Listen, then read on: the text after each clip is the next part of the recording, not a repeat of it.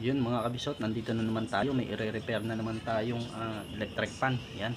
Ang sira ng electric fan na ito ay shafting bushing. Ayan. Oh, napakatigas, hindi ko siya mapaikot. Oh, hindi ko siya mapaikot. Siguro ito kailangan ko pang gamitan ng plais para lang mapaikot. Ayan, saka lang siya iikot pagka ginamitan ng plais. Ayan. Saka lang siya umiikot. Ngayon, bubuksan ko ito. Check natin ang kanyang shafting bushing.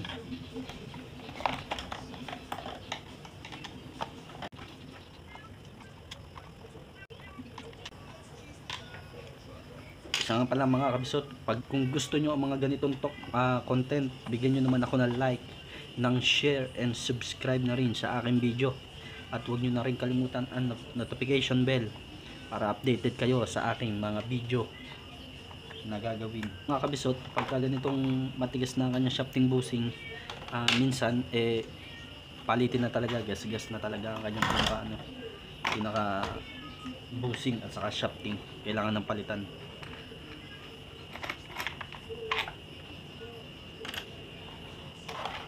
Yan, bagong-bago pa ang kanyang motor. Wala pang ay, may tama na kanyang okay, lilinisin ko muna to para magawa ko na rin. Okay, nalinis ko na. Buksan na natin ang kanyang motor. Aba, naka-video pala ako.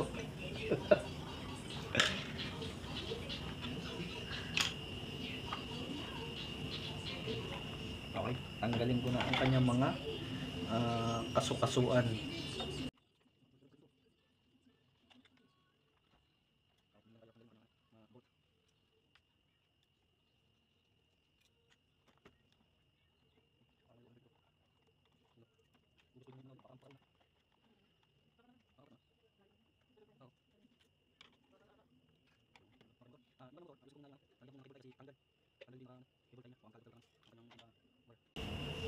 Yung pinakalikod ng kanyang shafting bushing okay naman. Siguro ito, ayan, nasa harap ang problema.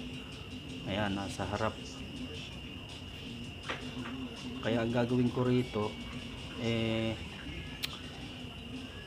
titingnan ko kung siya gas or may mga grasa or langis na tumigas. Ayan, wait lang pa tayo ng may gamit tayo ng 1,000 na liha. Ayan, 1,000 para makuha pa rin natin yung kinis ng kanyang shafting.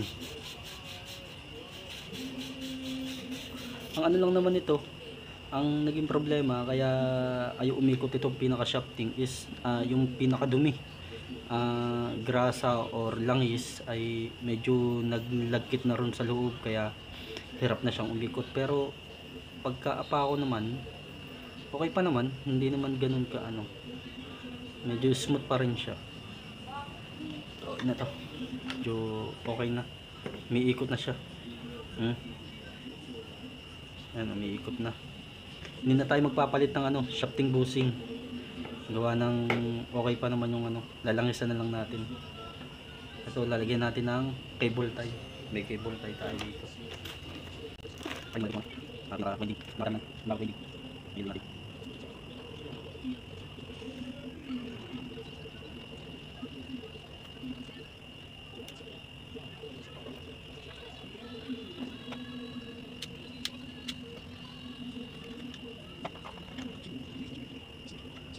Tingnan kanyang ito.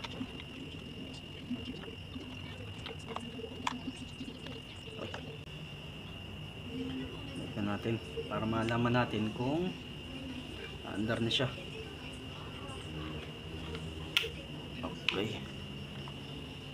Ang kanyang, tinan natin yung pinaka space niya. Okay naman, medyo nga lang siya. Ayan, may ikot na. Okay, may ikot na siya. Maganda na yung ikot ng kanyang shafting. Balik natin ang kanyang mga bolt.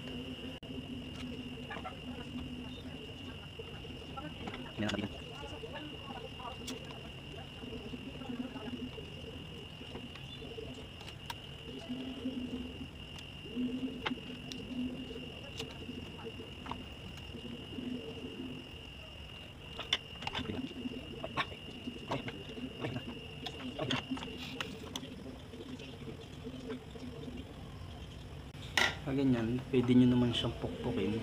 Okay naman, maluwag. Pero pukpukin nyo pa rin para maano nyo talaga yung luwag niya. O, ayan. Yan, maluwag na siya. Medyo kulang nga lang siya sa spacer. Kaso, hindi na ganun ka ano. Okay, saksak na natin. Saksak natin. Kung andar. Number 1. Ayun, umandar. Ano siya, umandar na siya. Number 2. Ayan. Number 2. Number 2, number 3. Number 4. Yan. Okay.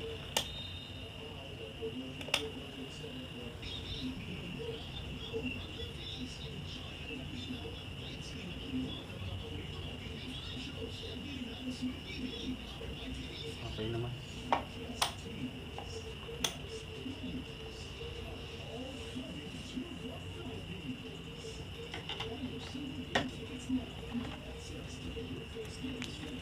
Yun, ganun lang mga kabisot ang pagre-repair ko ng ano, electric fan.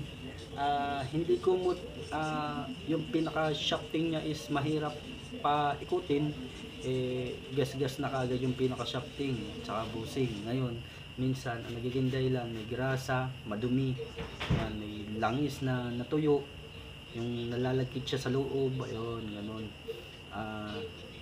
Salamat sa panonood sa aking video, sana may natutunan kayo. Huwag niyo kalimutan i-like, share at i-subscribe ang aking video. Thank you.